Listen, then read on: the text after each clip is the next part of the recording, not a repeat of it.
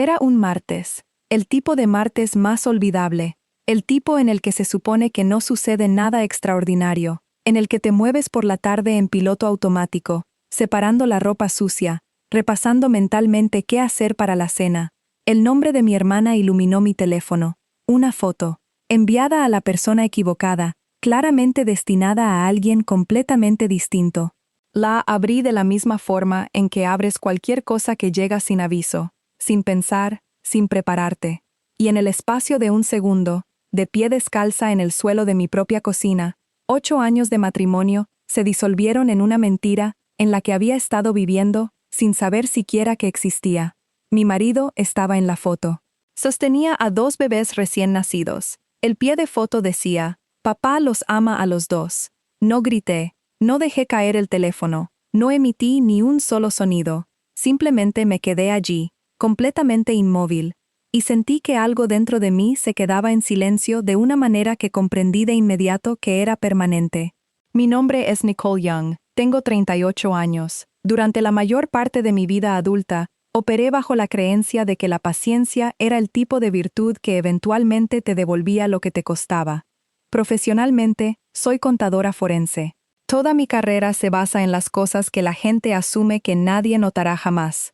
Una cifra que no encaja del todo, una transacción que no pertenece al lugar donde está, una historia que casi cuadra, pero no llega hasta el final.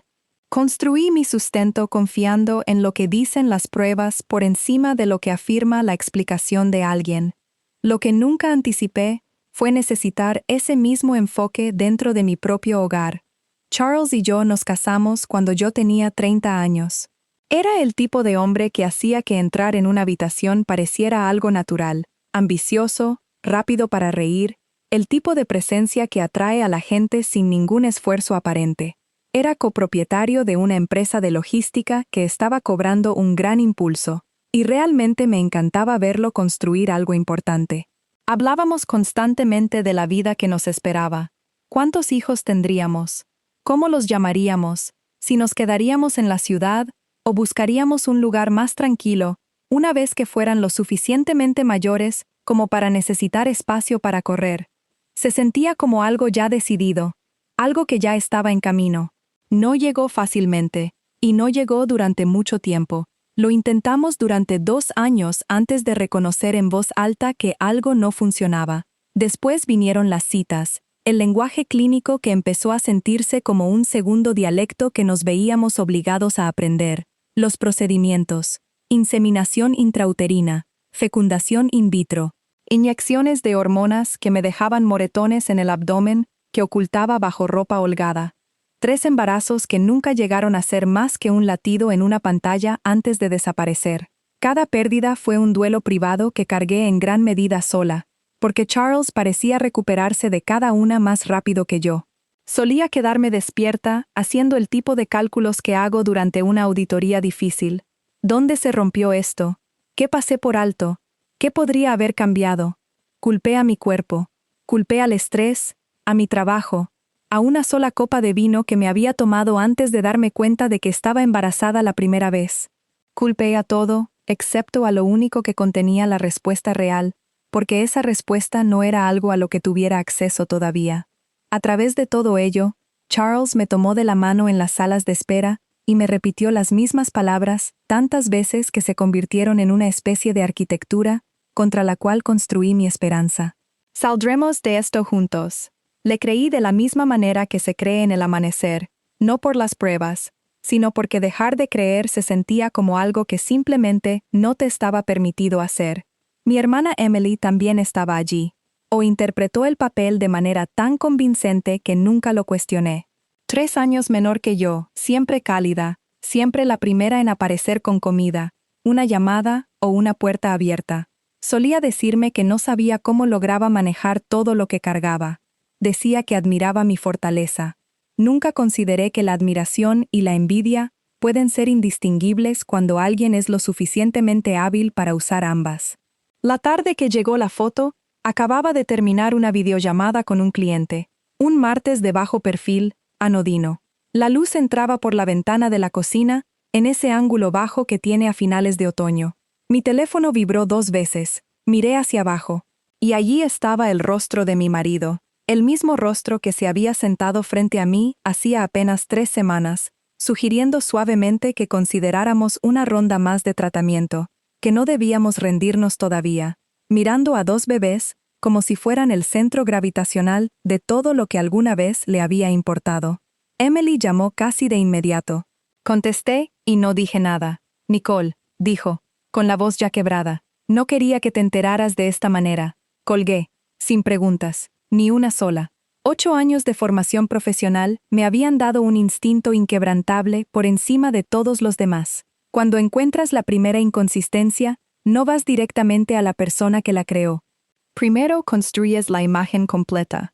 Confirmas la forma total de lo que sucedió antes de que nadie sepa que has empezado a investigar.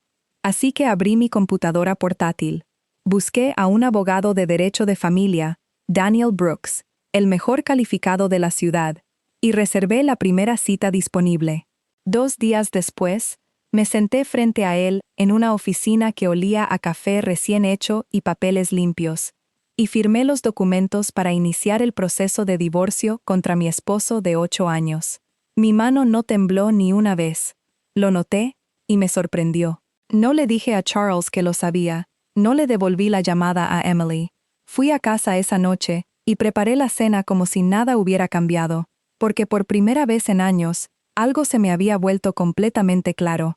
Yo no era la que debía explicaciones a nadie.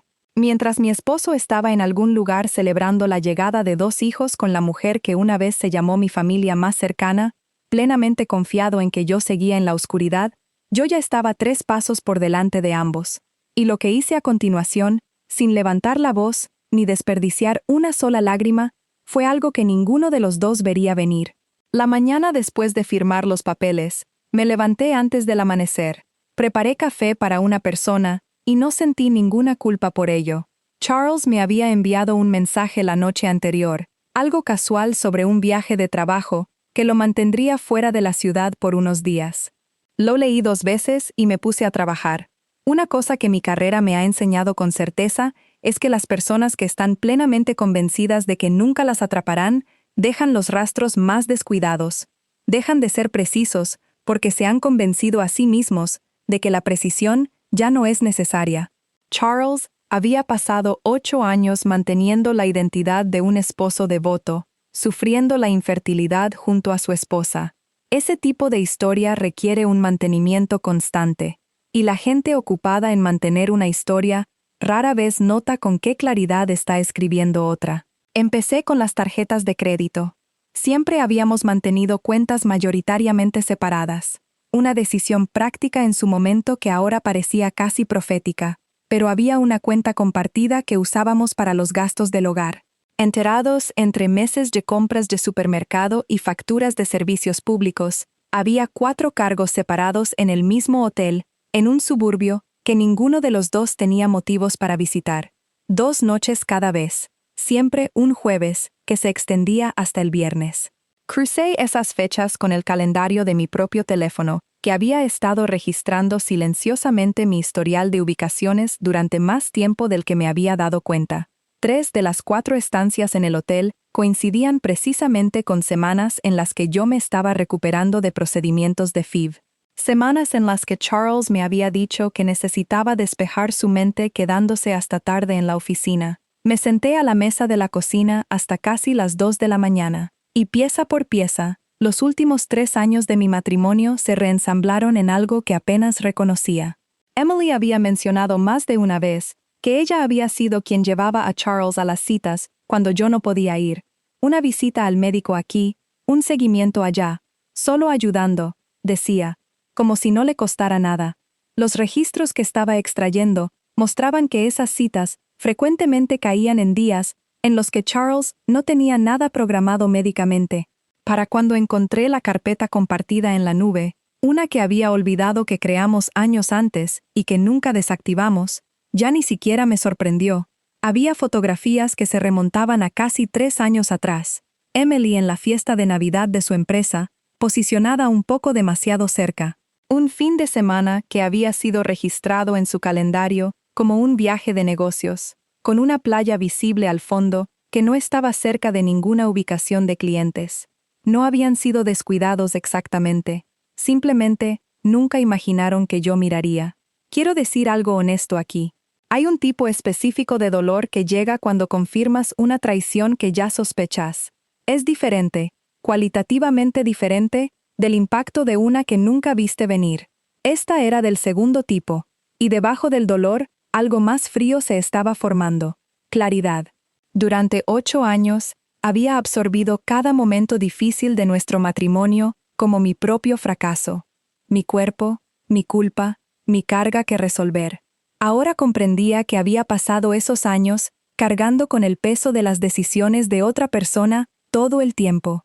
No confronté a Charles. No volví a llamar a Emily. Construí un archivo. Cada cargo de hotel, cada coartada desalineada, cada foto con una marca de tiempo que contaba una historia más verdadera que cualquier cosa que alguno de los dos me hubiera dicho. Lo organicé de la misma manera que organizo las pruebas para un cliente, metódicamente, sin anotaciones emocionales. Porque los hechos no necesitaban que les añadiera mi ira. Ya estaban hablando con claridad. Envié el archivo completo a Daniel Brooks 2 días después. Lo leyó durante nuestra segunda reunión, con una expresión profesionalmente indescifrable, propia de alguien que ha sido testigo de todas las formas que puede tomar un matrimonio en su camino al colapso. Cuando finalmente lo dejó y levantó la vista, dijo simplemente, «Esto es minucioso». Le dije que había tenido 8 años de práctica notando lo que otras personas pasaban por alto. No me pidió que diera más detalles. 3 días después de esa reunión, mi teléfono sonó con un número que reconocí, pero no esperaba. Margaret, la madre de Charles. Siempre habíamos tenido el tipo de relación basada en la calidez genuina, más que en la obligación educada. Me llamaba solo para saber cómo estaba, preguntar por el trabajo, contarme sobre su jardín. Esta llamada se sintió diferente desde el momento en que respondí. Su voz era fina, inestable de una manera que nunca le había escuchado. «Nicole», dijo, y luego silencio. Solo respiración. Cuando finalmente continuó, estaba llorando, esforzándose por mantenerse entera y perdiendo la batalla. «Por favor», dijo, «no se lo digas todavía». Me quedé muy quieta en mi cocina, la misma cocina, el mismo suelo, y sentí que el suelo se movía de nuevo bajo algo que pensaba que ya había mapeado por completo. «No le diga qué, Margaret», dije. Ella no respondió, simplemente volvió a esas 4 palabras, una y otra vez, como si fueran lo único que evitaba que se desmoronara por completo. «No se lo digas todavía. No se lo digas todavía». Estando allí escuchando, comprendí algo con una certeza que me sorprendió. Había descubierto una aventura, pero tenía la sensación creciente e inconfundible de que aún no había descubierto la verdad. Me reuní con Margaret 2 días después, en una pequeña cafetería a medio camino entre nuestras casas. Nos habíamos sentado allí una docena de veces a lo largo de los años, siempre para una conversación fácil. Ella ya estaba allí cuando llegué, con ambas manos envueltas alrededor de su taza con tanta fuerza que sus nudillos estaban blancos, y no levantó la vista hasta que aparté la silla frente a ella. Parecía más vieja de lo que recordaba, no en años, sino en algo más pesado. El tipo de agotamiento que proviene de cargar un peso mucho más allá del punto en el que deberías haberlo soltado. «Necesito que entiendas algo antes de que diga esto», comenzó, incluso antes de que me quitara el abrigo. «Lo que voy a decirte, debería haberlo dicho hace 8 años. Me he arrepentido de mi silencio cada día desde entonces. No dije nada. En mi experiencia, el silencio suele ser la ruta más rápida hacia la verdad completa». Margaret me lo contó en fragmentos, rodeando la información real como hace la gente cuando tiene pavor de qué decirlo claramente, lo fije permanentemente en la realidad. Ella había sabido algo que lo habría cambiado todo, desde casi el principio de nuestro matrimonio. «¿Emily lo sabe?», pregunté. Esa era la pregunta que más me oprimía el pecho. Si mi propia hermana había pasado años al tanto de algún secreto enterrado sobre mi matrimonio, mientras se acostaba con mi esposo, no estaba segura de qué versión de mí misma quedaría en pie, al otro lado de esa respuesta. Margaret sacudió la cabeza con firmeza. «No, Emily no sabe nada de esto. Charles tampoco. Sus ojos se levantaron para encontrarse con los míos, y había algo casi suplicante en ellos. Solo yo, y otra persona, la doctora Collins, tu antigua doctora. Se me encogió el estómago. La doctora Rebecca Collins había supervisado casi todas las etapas de nuestro tratamiento de fertilidad hace 8 años. Las pruebas, los procedimientos, las cuidadosas conversaciones clínicas sobre probabilidades, opciones y próximos pasos. No había hablado con ella desde que acordamos discretamente dejar de intentarlo y buscar una manera de llorar a la familia que no llegaría. ¿Qué tiene ella que ver con esto?, pregunté. Las manos de Margaret temblaron contra su taza. Hubo un informe, dijo. Resultados de pruebas de cuando ustedes dos todavía estaban en medio del tratamiento. Lo vi antes que Charles. No debía llegar a mí. Llegó a la casa por error, dirigido a él, y lo abrí de la misma forma en que abres cualquier cosa que parezca rutinaria. Hizo una pausa. Cuando continuó, su voz había bajado a apenas un susurro. No era rutinario. Me quedé completamente inmóvil y esperé. Lo leí y comprendí de inmediato que si Charles lo veía, algo en él se rompería, y no creía que pudiera repararse. Así que tomé una decisión. Llamé directamente a la doctora Collins y le pedí, como madre, que me dejara manejarlo yo misma, a mi tiempo. Ella aceptó, en contra de su buen juicio, porque conocía a nuestra familia desde hacía años y confiaba en que yo haría lo correcto para todos. Margaret miró hacia la mesa. Nunca hice lo correcto para nadie.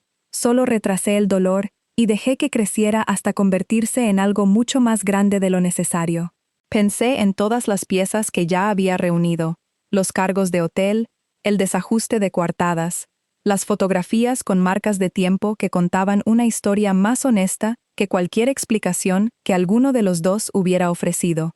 Había entrado en esta conversación creyendo que entendía la forma completa de cómo mi matrimonio se había desmoronado. Sentada frente a Margaret, me di cuenta de que solo había estado mirando la superficie de algo mucho más antiguo y extraño. Margaret, dije con cuidado, ¿qué decía ese informe? Metió la mano en su bolso con manos temblorosas y sacó un pequeño y desgastado trozo de papel.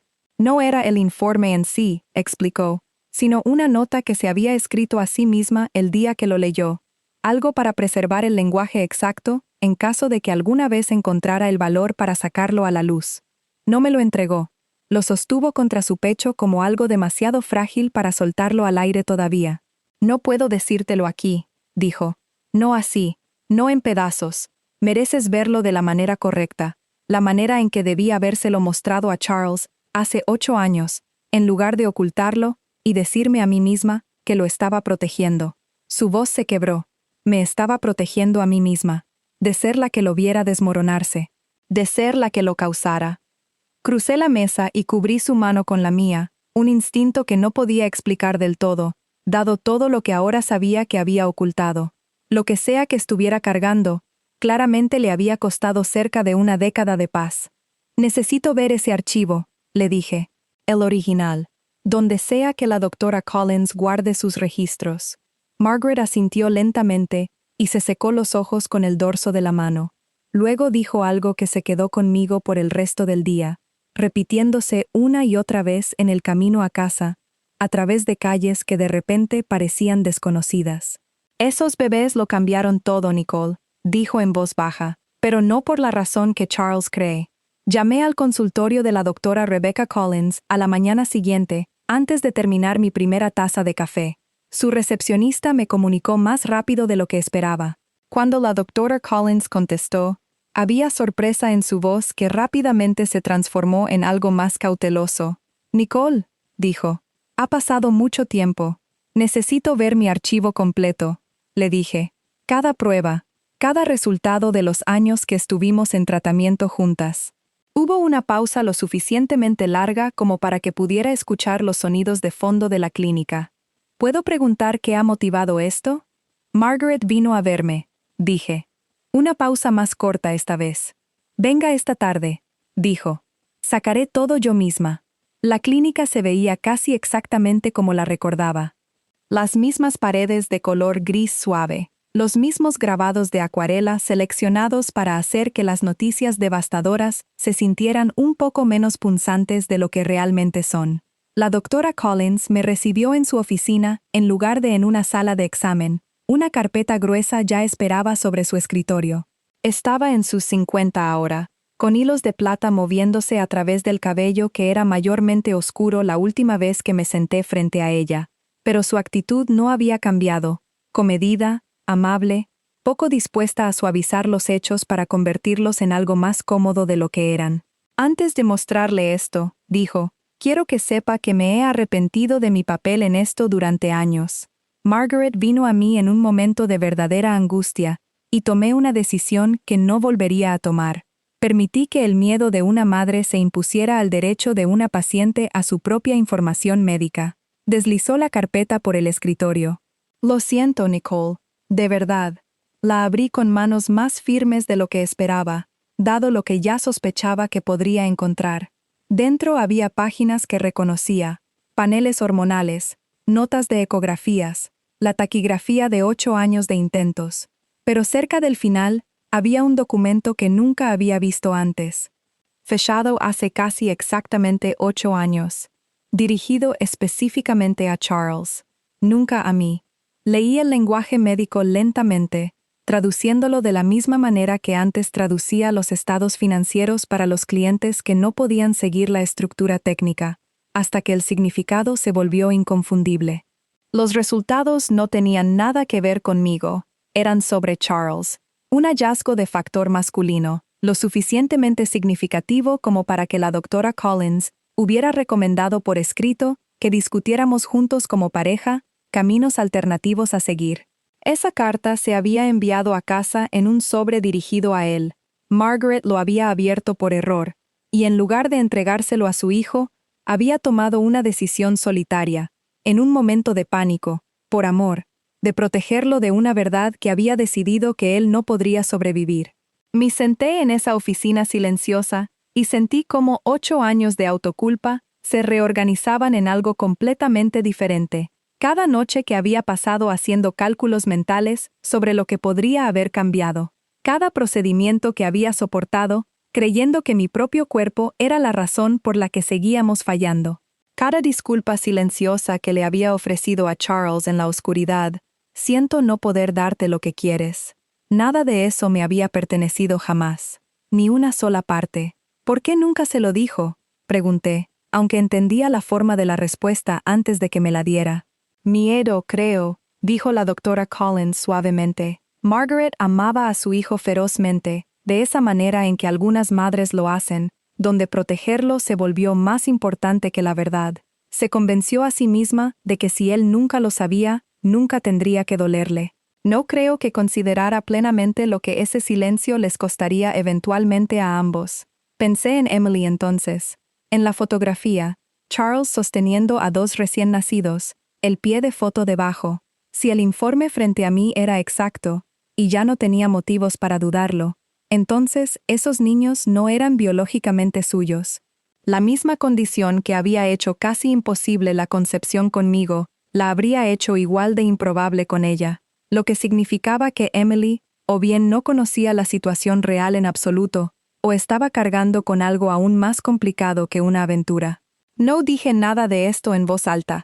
Le pedí a la doctora Collins copias de todo, y las hizo sin dudarlo, deslizando las páginas frescas por su escritorio como si finalmente, después de 8 años, se le permitiera hacer su trabajo de la manera en que debería haberse hecho desde el principio.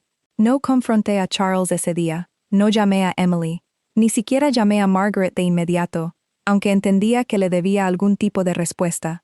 Conduje a casa y me senté en mi coche en la entrada durante mucho tiempo, con la carpeta en el asiento del pasajero a mi lado, y pensé en cada versión de mi matrimonio en la que había creído a lo largo de esos años, la versión esperanzada, la versión en duelo, la versión traicionada, en la que había estado viviendo durante las últimas 2 semanas. Ninguna de ellas había estado completa.